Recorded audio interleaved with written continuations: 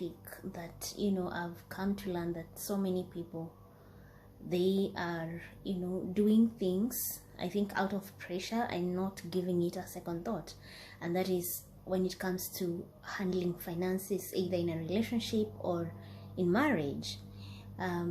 I've come to understand that so many people, they are getting into marriage with the end in mind, not getting into it like to stay together.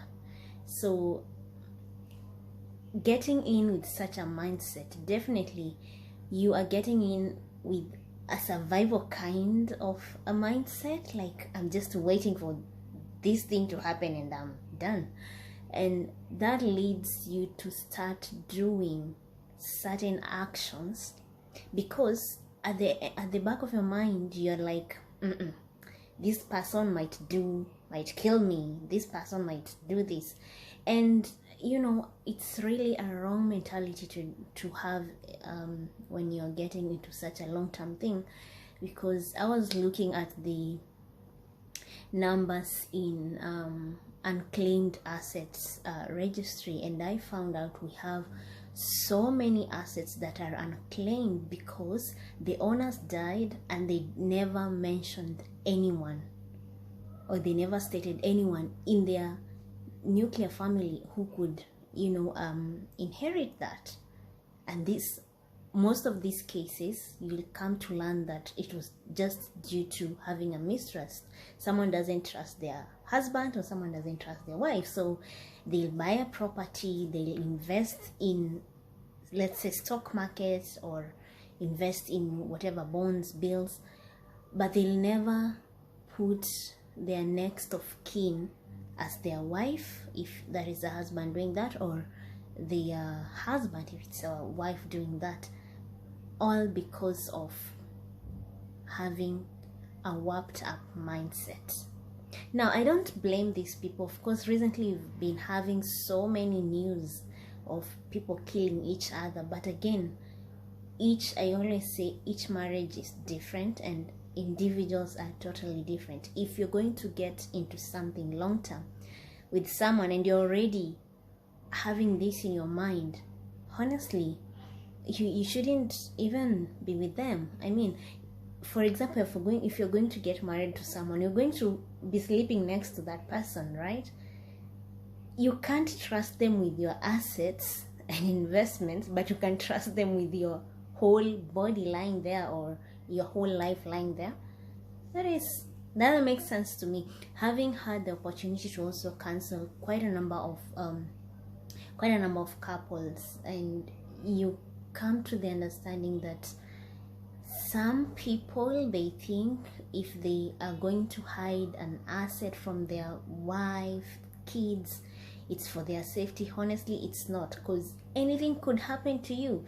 You could be walking in the street and be knocked down by a motorcycle or a vehicle and you die right there. You won't have the time to, you know, it's not like you'll be sick and start telling people, oh, I have ABCD, go check it. No, you might die there and then. Now, if you have not put your family in as next of kin, or if they're not aware of what you own, then chances are high those assets are going to end up in the unclaimed asset registry. And I can tell you the numbers are, and like, there are so many assets that have not been claimed, and the owners died and they didn't mention anyone.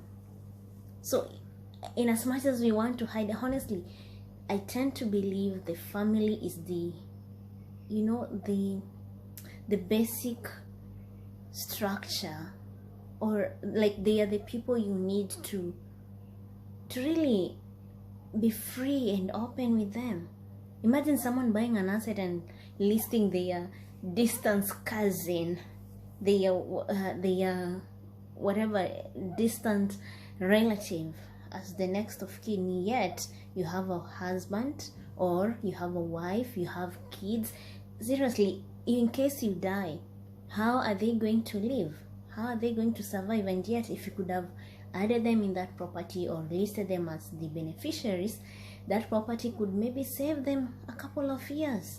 It could even pay your child's school fees. I mean, let's start working on our mentalities. I know there has been so many cases, but before you can commit to someone long term, that's where you have to really take your time and know somebody. You have to, study them. I mean, there is no need to rush into a long-term commitment, yet you're very sure you don't trust this person.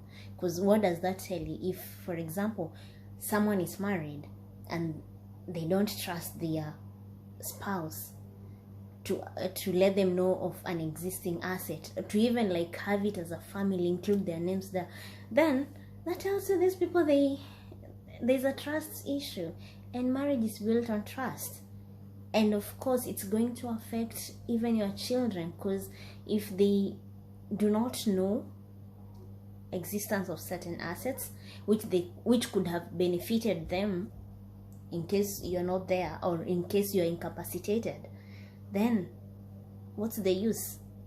Or if you die and your family, your wife or your husband and your kids are suffering, yet you are a billionaire somewhere, it's because you did not let them know. So I think we have to work on our mindset.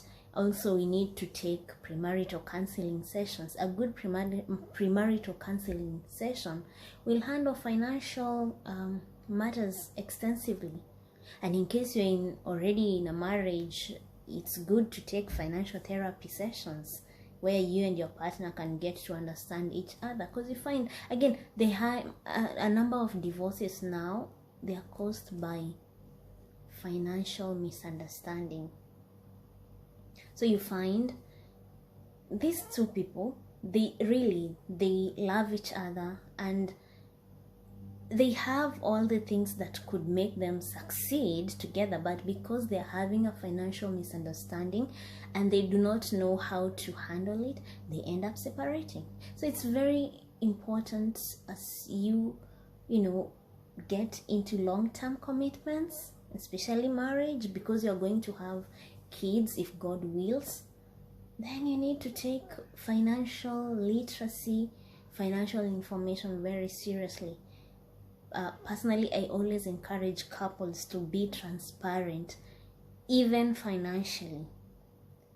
It goes a long way, it builds trust, and at the same time, it will help in case anything happens. Nobody is promised of the next minute, but with proper transparency in place, the people you leave behind, or in case of incapacitation, or in case of anything, they will know how to navigate their way through. Anyway, that said, I would love to know, what are some of the things that you have observed that you think people need to be aware of